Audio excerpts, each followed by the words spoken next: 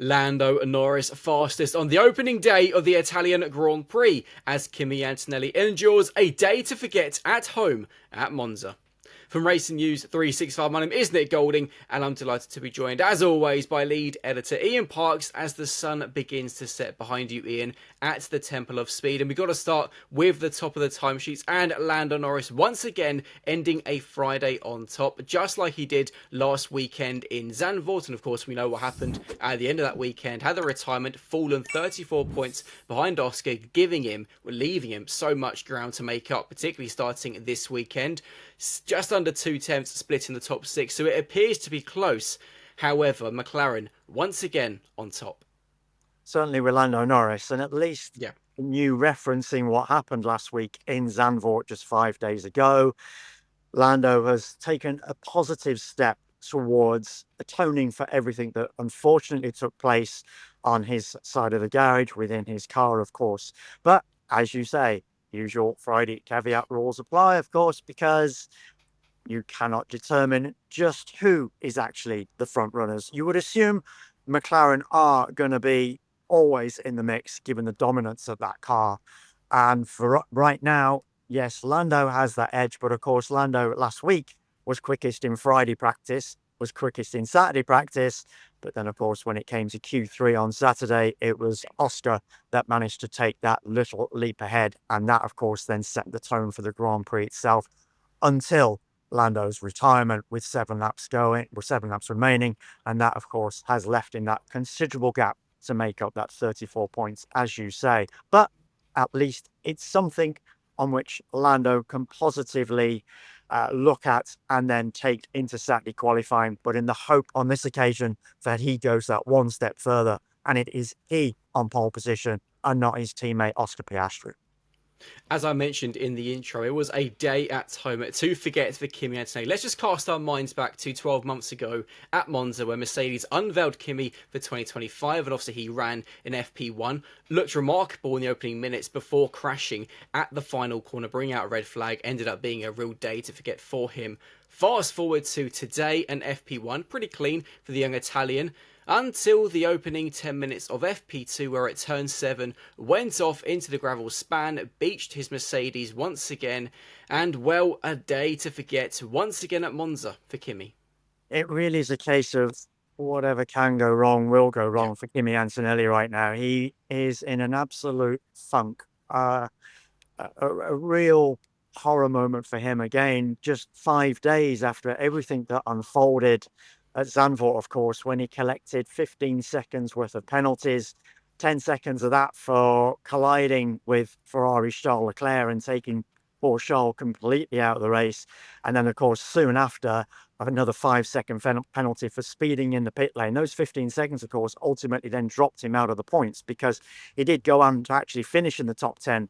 But as I say, those penalties ensured that he picked up nothing from that particular weekend. So going into this weekend, another home race for him, bearing in mind his particular home race down in Imola. Of course, he lives in Bologna, or born in Bologna anyway, just very close to Imola, of course.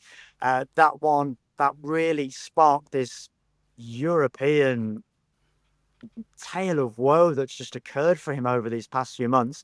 He really has struggled, as we've discussed, ever since we've headed into this run of European races, with the sole exception, of course, being when we went to Canada. Out of Europe, quite obviously, but he picked up his podium. But that is the sandwich. That is the meat in what has been this horrific sandwich for Kimi Antonelli. And today was another real day to forget, as we saw coming out of Lesmo too, where a lot of drivers actually had moments putting their left-hand side of the car in the gravel. Unfortunately for Kimi, he was the only one that was unable to keep it on the track. Lots of gravel spewed across the track from those previous incidents across the day with other drivers. But of course, Kimi ending up in the gravel where he beached the car, unable to get out of it, just like he did actually in practice last week, of course, if you remember, Nick, when he had a moment in the gravel there, and that really put him on the back foot going into the rest of the weekend. Well, of course, this has done so yet again for this weekend, when he really needs to show and prove that he's worthy of that Mercedes contract. New Mercedes contract, should I say. We know it's coming. Toto Wolff has said it's going to happen. But boy, this is not what he needed at another home race for poor young Kimi. Before we carry on, an important message to our fans and those watching over at Racing News 365. We are currently running a very special prize giveaway. If you'd like to win a replica Ayrton Senna helmet, should I say, all you've got to do is head on over to the Racing News 365.com Instagram page, where there is a tagged post of all the information on how to enter. I wish you the best of luck. It is a very, very cool helmet. Ian, It is moving wonderful. on, it is Yeah. it is an awesome giveaway, so be sure to be in with a chance of winning. Moving on to Ferrari, and as we kind of expected, they've unlocked something at Monza. It just happens every year, doesn't it? Let's be honest. Lewis Hamilton led a Ferrari 1-2 in FP1. As you've just mentioned already a few minutes ago, Leclerc was second in FP2. Lewis was in P5. All in all, a very good day for Ferrari. Not said that too often. As you say, 1-2 in practice. One, spearheaded by Lewis. Only the second time this season he's actually had a practice session for Ferrari since he joined the Scuderia from Mercedes. And it was a case of, has Ferrari done its usual Italian Grand Prix thing and turned its engines up just to give us some headline times and to show the fans and the Tifosi, hey folks, we're here, we're in the mix, don't worry about us. Well, at least in FP2, they have suggested that, you know what, they might just be in the running for a potential podium on Sunday. Yes, as I say, it's Friday practice. We always cannot read too much into it, but they are there or thereabouts. Charles Leclerc, second quickest, less than a tenth of a second behind Lando Norris at the end of the day. And that after his first soft tyre run in FP2, when he turned around and said, no grip, none at all. Second soft tyre run, guess what? He posts that second quickest time in FP2. Lewis as well, also showing good, strong pace. As you say, not too far behind, less than 0.2 of a second behind Lando Norris. He is going to have to go some, of course, we know, Lewis, in qualifying on Saturday, because he does have that 5-place grid penalty hanging over him from everything that occurred on Sunday at Zandvoort. What will Lewis and Ferrari's plans be? Will he be called into helping Charles Leclerc with a tow during qualifying when Charles really could do with it and help propel Charles onto front row of the grid, pole position maybe? That was going to be a tough ask, I do think, for Ferrari and Charles, bearing in mind the pace of the McLarens. To quickly go through the top 10 from second practice, Lando Norris was quickest, ahead of Charles Leclerc, Carlos Sainz in third, who we'll discuss in a few minutes, Oscar Piastri in fourth, Hamilton in fifth. If he was to qualify there, he would start in 10th because of his penalty, worth keeping in mind. Max Verstappen sixth, Alex Albon in seventh, Nico Hulkenberg in eighth, Yuki Tsunoda ninth, and George Russell in P10. Let's discuss Red Bull, because as we discussed in the podcast and in Thursday's F1 update, again, cast our minds back 12 months ago, smashing the mic in the as I do so. Monza was a horrible place for Red Bull last year. Max called his car last year an undrivable monster at Monza. Fast forward to today, and he seems, in his words, reasonably pleased with how things have gone, happy with the car. But more importantly as well, speaking in the team principal's press conference today, Laura Mekies, to your question, pointing out that there's no plans for a driver change for the rest of this season. Yuki has got that seat for the rest of the year at the very least. And actually, even from Yuki, P9, he's starting to find, it would seem, a little bit of potential in the RB21.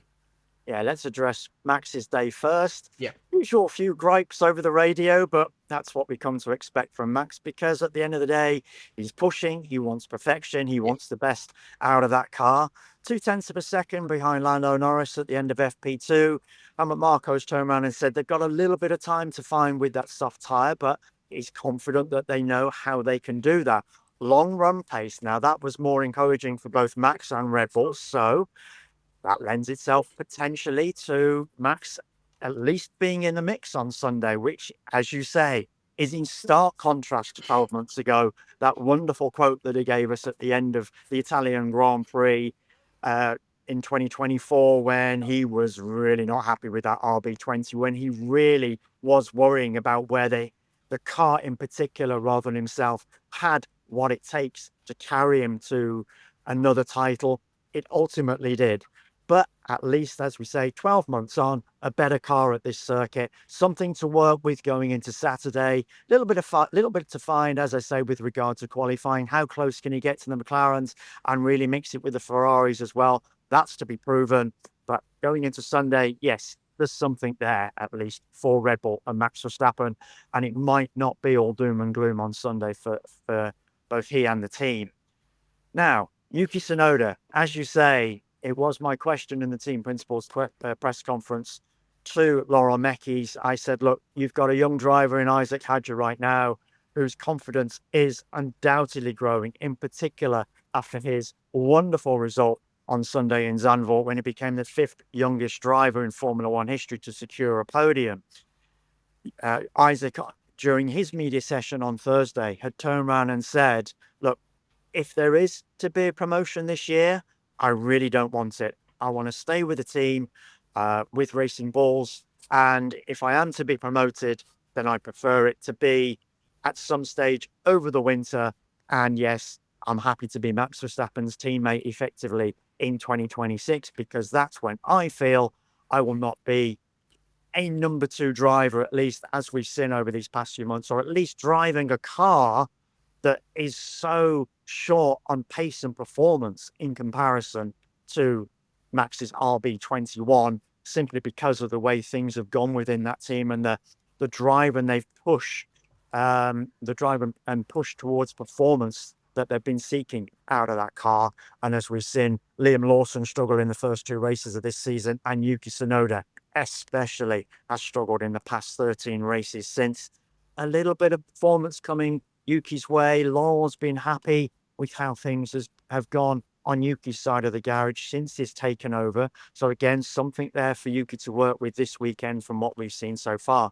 But the main point that Laurel made is, yes, Yuki Tsunoda is absolutely in that car for the rest of the season.